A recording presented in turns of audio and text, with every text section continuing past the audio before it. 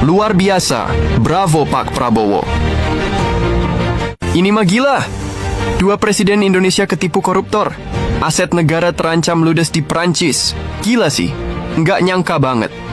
Dua presiden RI sekaligus kena tipu mentah-mentah sama koruptor kelas kakap.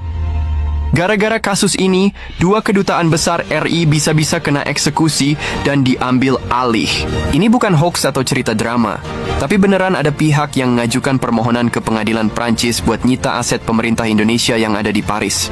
Yang mengajukan permohonan kepada pengadilan Prancis untuk menyita aset pemerintah Indonesia yang ada di Paris. Dan pengadilan Prancis pasti tidak bisa dilobi. Sangat bahaya kalau sampai nanti putusan tersebut dieksekusi, asetnya Kemenhan bisa dilelang, dan justru kita takutkan jangan sampai KBRI juga ikut disita. Itulah yang saya tahu. Waktu itu Bapak Prabowo meminta Wakil Menteri Kemenhan untuk berkonsultasi dengan Hotman. Dan yang bikin makin serem, pengadilan Prancis tuh terkenal nggak bisa dilobi-lobi. Kalau sampai permohonan ini dikabulin dan dieksekusi, aset Kementerian Pertahanan, Kemenhan, bisa dilelang bro.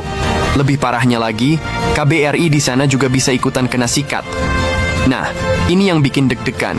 Soalnya, kalau KBRI sampai disita, dampaknya bisa luas banget, terutama buat hubungan diplomatik Indonesia di Eropa.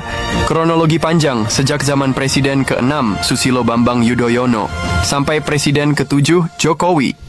Jadi cerita ini nggak instan guys. Runtutannya panjang banget, bahkan katanya udah mulai dari tahun 2012 pas zaman Presiden ke-6.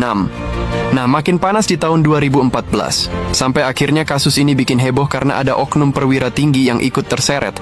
Saking peliknya, dibentuklah yang namanya Pengadilan Koneksitas buat menangani kasus ini karena melibatkan sipil dan militer.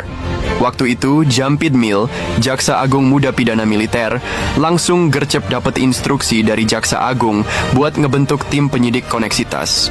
Mereka kerja bareng sama Jampitsus, Jaksa Agung Muda Pidana Khusus, buat ngejar dalang di balik kasus ini. Drama satelit, Lockheed Martin kirim surat, Garuda 1 bermasalah.